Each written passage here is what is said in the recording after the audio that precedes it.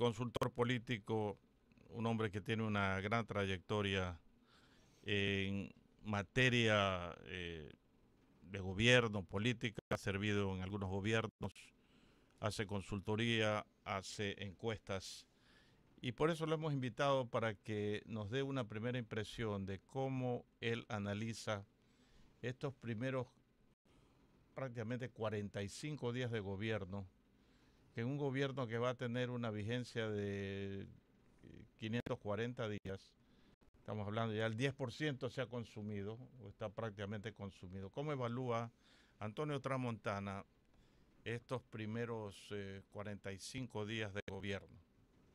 Muy buenos días. El saludo cordial con el mayor deseo de éxito para todos ustedes y sobre todo para el Ecuador que lo necesita por sobre todas las cosas, principalmente. ¿Cómo evalúo?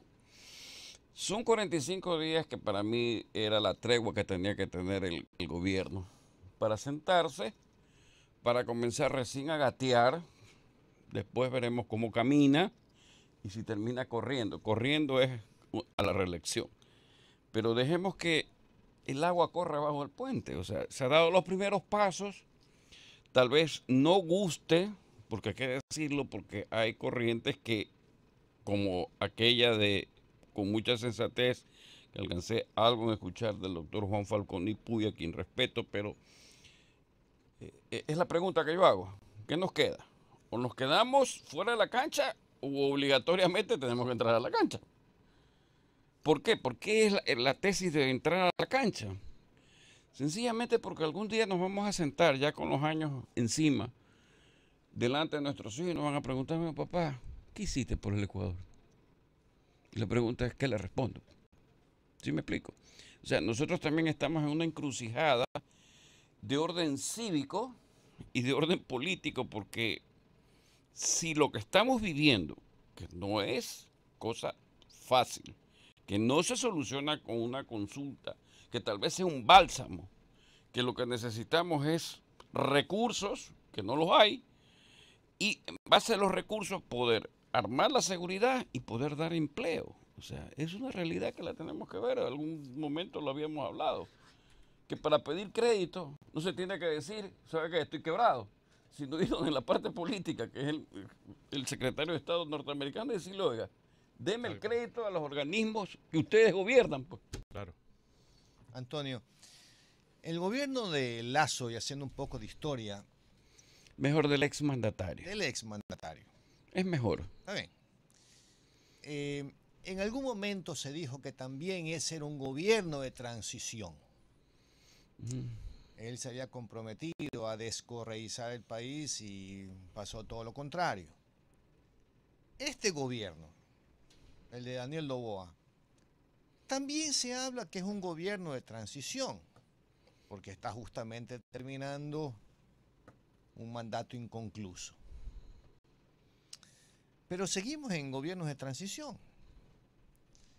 ¿En qué momento podrá el país emprender un cambio estructural, que es lo que necesita a esos problemas estructurales que lo quejan? Muy buena pregunta. Y voy a tratar de ser lo más exacto y preciso posible. ¿Cuándo, en el momento que un mandatario o un presidente de la República entienda que hay que ser derecha de la izquierda e izquierda de la derecha? Está bien lo privado y está bien lo social. Pero que la conducción lo lleve a entender que justamente este país, con todas sus vicisitudes y con todas sus riquezas, tenga que vencer todo un entorno. Y cuando definitivamente, más allá que no está en la consulta, la pregunta, es que nuestro voto sea facultativo. O sea, ahí se acaba estructuralmente, hablemos de lo que muy bien pregunta, estructuralmente, quitémosle el poder al hecho de que tengamos que votar obligatoriamente por un bendito certificado que lo único que nos acredita es, ¿sabe qué nos acredita? Que los señores de las organizaciones políticas, el Estado los pueda financiar. Y entonces cortemos el cordón umbilical. Entonces eso es un corte. Y también otra pregunta, ¿se debe seguir manteniendo este status quo de financiar a las organizaciones políticas? creo que el Universo sacó una reseña que se habían entregado a los partidos políticos como 130 millones de dólares en un transcurso de unos 6 u 8 años. Hay una reseña. Entonces usted dice... Ahí están 3 consultas populares. Gracias. Ahí está la 10ª parte del famoso Quinto Puente, que yo creo que yo hoy ya no veo viable Quinto Puente porque ya MERS está en Posora. Entonces, ve cómo van las realidades cambiando. Pero tenemos que definitivamente como país, ver con una visión hacia afuera. Y yo digo, no porque yo lo diga, sino porque hay que tener la medida de las cosas. Los cortes de luz, los exportadores dicen que perdieron 400 millones de dólares. Si lo analicemos por el lado económico, quiere decir que de alguna medida algo se perdió de ingresos para el Estado. Y el Estado solamente va a cobrar todos los IVA y todos los valores recién en enero que se lo depositan. Y luego viene enero y usted y yo y algunos de nosotros ya estamos chiros y no hay pues volumen de levante de comercio. ¿Para qué? Para en febrero que el gobierno tenga el dinero. Pues. Pero le cobran anticipadamente a las empresas el pago de sus impuestos. Ahora, en un mundo institucional, Antonio. Sí, le he podido, la pregunta es muy buena. Esas empresas deberían y podrían demandar al Estado por la falta de energía, pues. Por supuesto, a ver, ¿qué es entrar a la cancha? Entendamos que es entrar a la cancha, justamente eso. Ya por reclamar, a ver, ¿por qué soy ciudadano? Ciudadano significa tener derecho, no deberes y obligaciones nada más. Usted, Carlos Julio, acá el licenciado, iba todos los días. Retenciones en la fuente, en mi caso. Por factura. ¿Y qué recibo? Seamos realistas. Entonces, cuando usted dice, bueno, la pregunta de si hay o no hay extradición, ¿es válida o no es válida? Yo solamente digo, a ver, al señor que vamos a extraditar tiene que tener alguna particularidad, ¿verdad? Posiblemente el hecho de que sea un narcotraficante. Y cuando es narcotraficante, ¿qué es lo que hace? Envía la droga, por tanto hay un pago. El pago entra en el sistema, pero lo que hay que ver es que a donde envía la droga sale un dinero y intoxica, mata a la gente de allá. Por tanto, ¿se lo debería juzgar en el Ecuador? ¿O se lo debía, discúlpeme, premiar en el Ecuador porque trae divisas? Yo creo que hay que definitivamente extraditarlo, porque el daño está afuera. Si se lo juzga aquí, la pregunta es, ya vimos metástasis. La policía, desgraciadamente, cierta parte, la parte judicial, cierta parte, la parte fiscal, cierta parte. Entonces, ¿qué? ¿Para qué? Pero cuando hacemos una sumatoria de esas ciertas partes, hacen un todo. Hacen un todo. Que es la institucionalidad justamente a la que hemos estado citando. Y bajo ese concepto, bueno, ¿por dónde practicamos la cirugía y sacamos la metástasis? Eso es lo que me pongo yo siempre a pensar, o sea. Y tal vez ya lo dije con Carlos Julio en una entrevista del año pasado. Bueno, los recintos militares son los recintos militares. Ahí nadie entra a robar. Nadie. ¿Y por qué no podemos meter ahí? Bueno, pero sí entró droga alguna vez en Manta. No, bueno. y también se destruyeron los radares y no sabemos qué pasó. Es lo peor que pudo haber pasado, pero no entra nadie a robar. Yo no quiero ofender a las Fuerzas Armadas, no porque me demanden, sino porque fui entrenado y asimilado por el Escuadrón de Rescate 221 de la Fuerza Aérea Ecuatoriana y serví en el conflicto del CENEPA. Pero siempre me pongo a pensar cuando tengo la oportunidad, que tal vez sea la única que yo tenga o otro también la tenga. Cuando usted navega por los esteros, por la parte del manglar que hay del Golfo, yo me pregunto, ahí están los submarinos.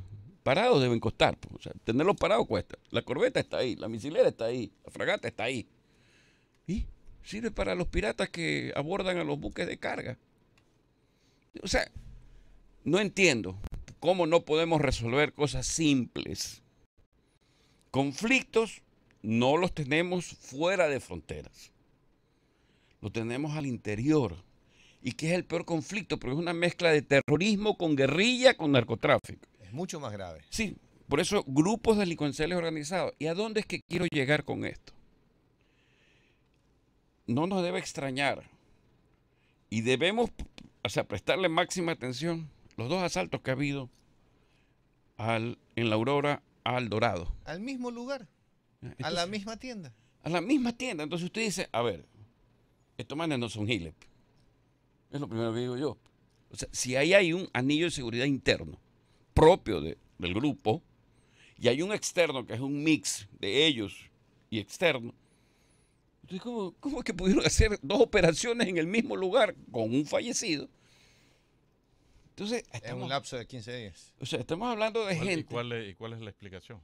O sea, estamos hablando de gente que sabe lo que tiene que hacer, que está dispuesta a hacer y avanzar. Y después veremos que volarán un blindado y se lo llevarán en pesos. Y después veremos que se meterán a un banco y harán lo que les da la regalada gana. Entonces, eso que es delincuencia organizada, que no creo que está ligada con el narco, que es otra operación, que es otra manera de hacerse sentir. Lo único que me imagino piensan es que esto es fácil. Esto es fácil. O, definitivamente, más allá de la facilidad del enfrentamiento, yo compro a la gente.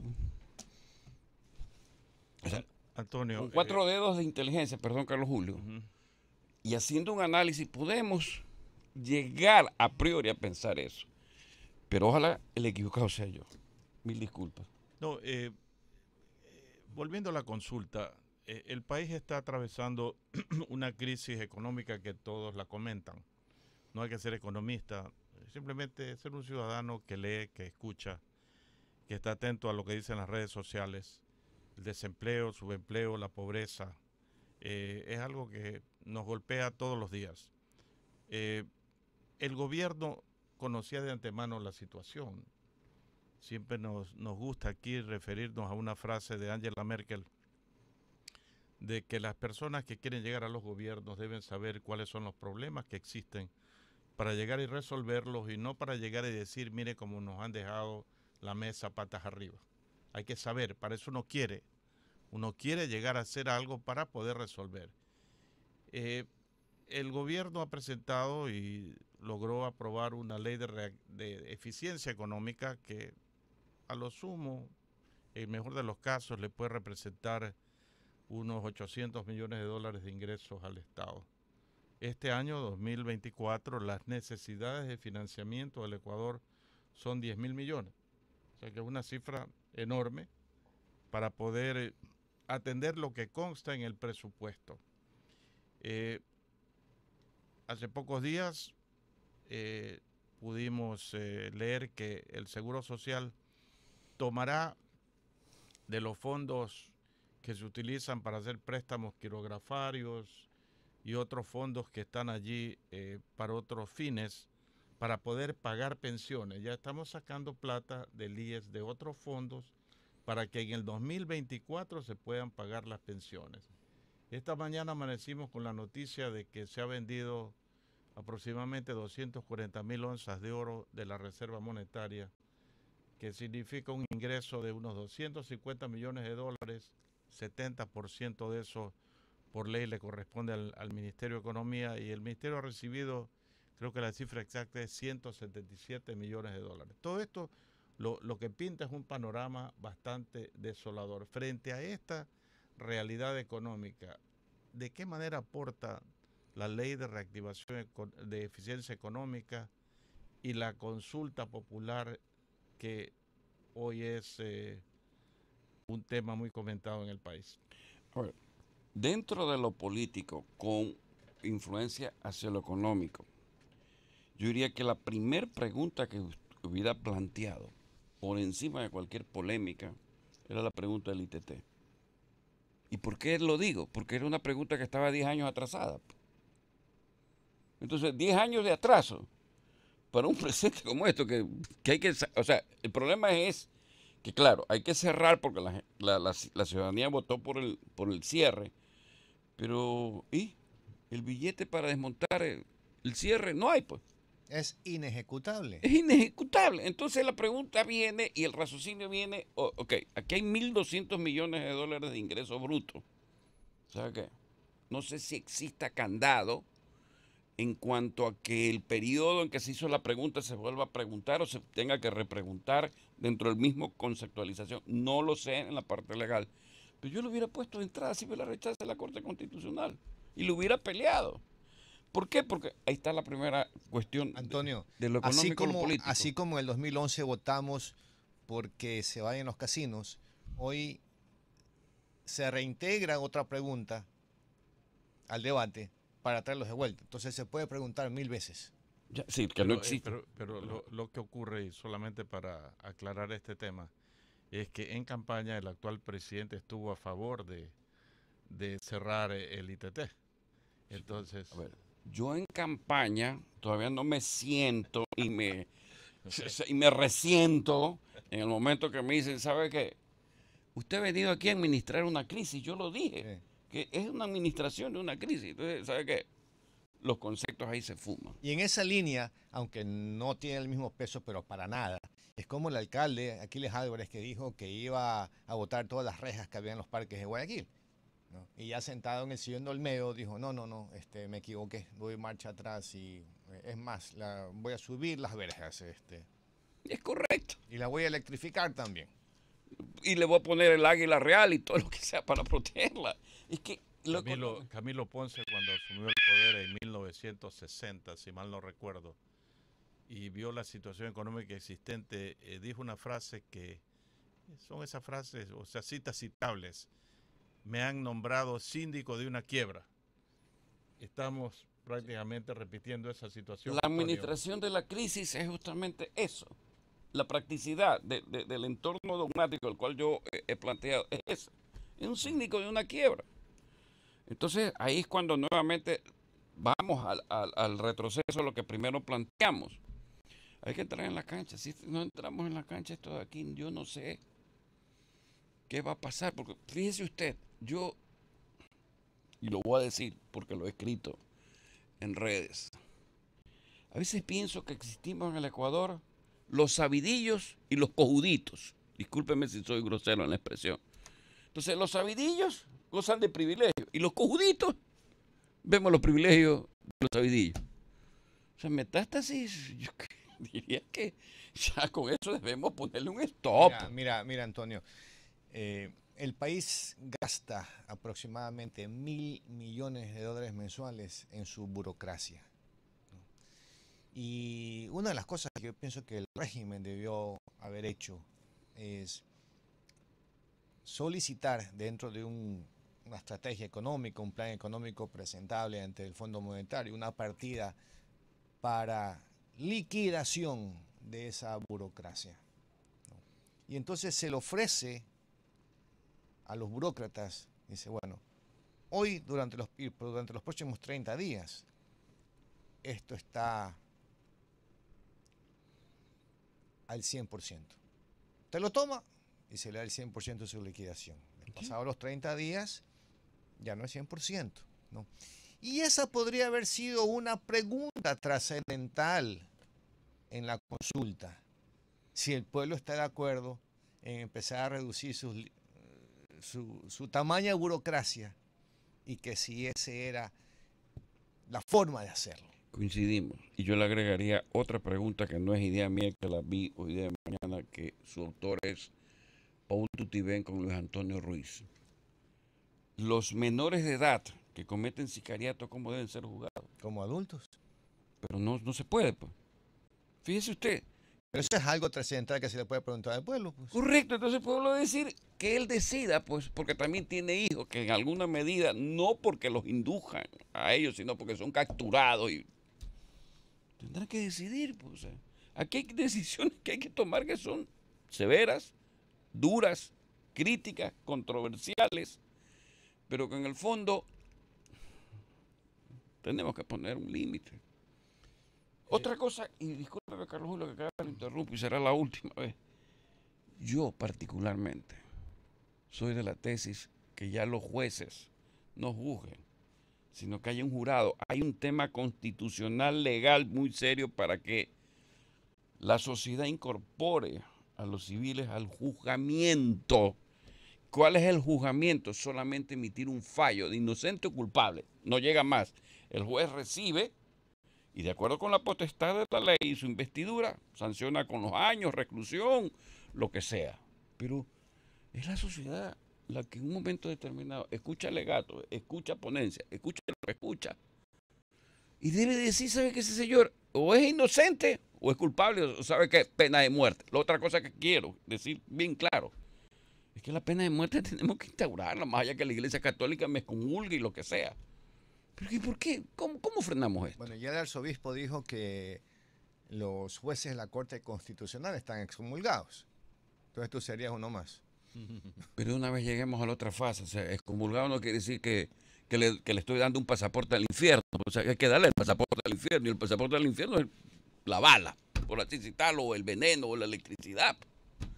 O sea, qué duro decir estas cosas, pero... Hay que decirla. Antonio, antes de entrar en micrófonos, cuando te preguntó Gonzalo qué te parecía la encuesta, decías que era una encuesta aguada. Tú has sido asesor de presidentes, por lo que acabas de decir en esta entrevista, pues no hubieras planteado estas preguntas, sino otras, la del ITT, por ejemplo, temas más bien de carácter económico, que son de urgente necesidad en la actualidad. ¿Consideras tú que quienes asesoraron al presidente para que lleve adelante esta consulta aguada lo han hecho pensando en la reelección presidencial? Y de ser así, ¿tú crees que eso tendría éxito? A ver, sí lo dije y voy a agregarle el condumio. El aguado de este aquí puede ser o con menudencia o con presa. Y que uno lo puede comer ahí en Pollo Barcelona, de paso sea dicho. Pero aquí es lo que voy. Puede ser también arroz con jugo, ¿no? También, pero vamos a lo aguado. Muy buena. Vamos a lo aguado de todo esto. La sociedad se enfrenta a la famosa pirámide de los grupos sociales y de las clases económicas. En algún momento yo escuché a Guillermo Arosemena Salcedo decir que hay una burbuja en Cumbayá y hay una burbuja en San Borondón. Hoy, ¿sabe qué pienso? Hoy particularmente, evolucionando ese concepto de Guillermo Arosemena Salcedo, que quieren vivir un Disney, no pagando como Disney. Y eso en el Ecuador no es posible. O sea, no es posible. Entonces, ese Disney, ¿qué es lo que nos va a enseñar? En un momento como este, es que tengamos que poner los mejores elementos a pensar, a hacer un think tank para decirle a la sociedad, esta es la consulta. Y es más, desde mi punto de vista de estratega, yo hubiera hecho unas preguntas para lograr que la Corte Constitucional me las batee. Que la Asamblea me friegue, ¿sabe qué? Porque con eso ganaba. ¿Qué cosa? La polémica. Y en la polémica impulsaba o motivaba a que la sociedad se incorpore. Porque no es el hecho de que me eligieron, sí, me eligieron, ya estoy elegido, pero es el hecho de trascender para que este país funcione, independientemente de que lo reelijan o no.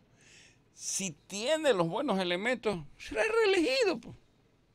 Si es lo que está haciendo en estos momentos, que no creo que sea el divino niño, ¿verdad? No creo que sea el divino niño, tal vez pretenda calificarse al niño maravilla, y todavía hay que verlo, es que funcione. Y funcionando, que piense definitivamente en el hecho particular de una reelección.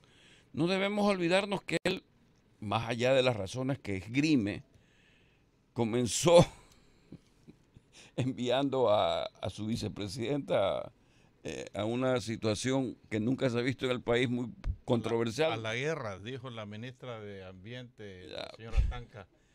Mambrú se fue a la guerra, dijo. Sí, entonces tal vez se justifique lo que le está haciendo, pero a la larga la pregunta es, ahí estamos todos.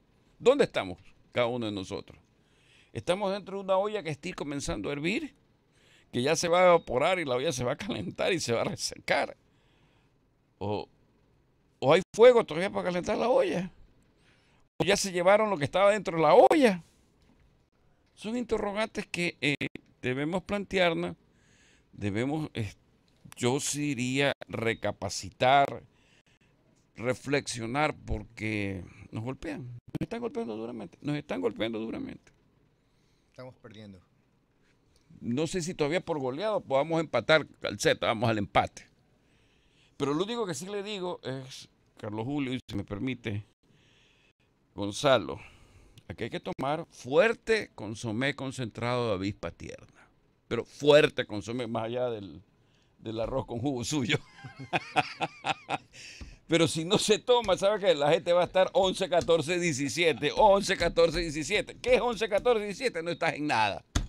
No puede ser, pues. O sea, no, es que, ¿sabe qué? O sea, por algo transitamos en la vida, por algo nos ganamos confianza, por algo tenemos credibilidad, pero créanme que yo sí veo un 2024 durísimo en la parte económica. Completamente de acuerdo, licenciado. Y la chirez, la furia del chiro. Yo solamente una pregunta ya para terminar, mi querido ingeniero. Usted hablaba de que este gobierno empezó pues a gatear, a caminar y después va a correr. Habla también de que tenemos que ser actores en la cancha, que hay que ingresar, pero a veces el técnico no puede ingresar a la cancha, él puede manejar las cosas desde la banca. ¿Y qué pasa cuando usted no puede ingresar a la cancha? A ver, Explíqueme. el técnico sabe a quién manda la cancha. Claro, correcto. Y uno sabe cuando en la cancha debe jugar. Correcto. Y cómo debe jugar. Si es 10, a los 10. Si es stopper como 5, como stopper. Si es 9, si es 9, hacer los goles. Hacer los goles. Si es back centro, hacer lo que manda en la defensa. Entonces, cada quien sabe y el técnico conoce a la perfección. ¿Qué trato de decir con esto? Que si comparase en un momento determinado quién es el técnico, es el actual mandatario. Correcto. Entonces, hay 11 jugadores que pueden estar representados en todos los ministerios que hay, que jueguen bien en la cancha, pues. Claro. ¿Verdad? ¿O me equivoco? Buena reflexión. Si es que tienen la calidad para jugar bien también. ¿No? Ese es el secreto del éxito, por lo que está diciendo. A ver, pero es que si ya no tienen, no nacieron con calidad, no se criaron con consomé concentrado de avispa tierna, pero ni siquiera pasaron por el caldo de bagre. Ingeniero, ¿Cómo? Y cuando los resultados no se dan, votan a los técnicos.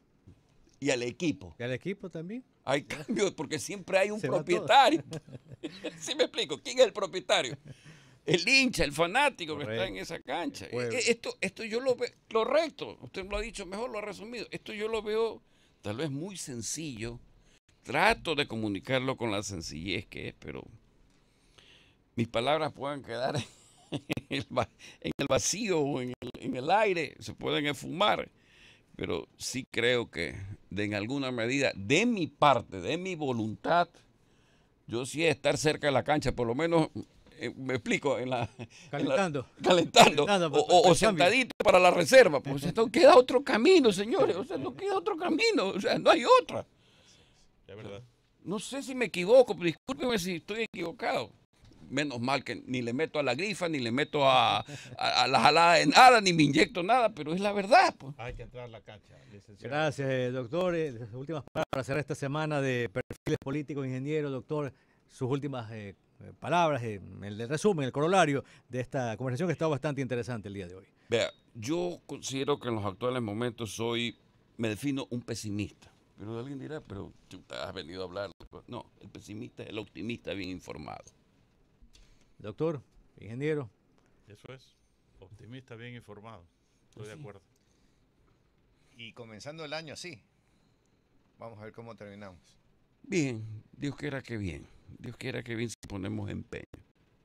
Así decía que en algún momento Arístides y Temístocles se unieron para la guerra entre los griegos contra los persas. Y más allá que tenían controversias, Arístides y Temístocles vencieron a los persas.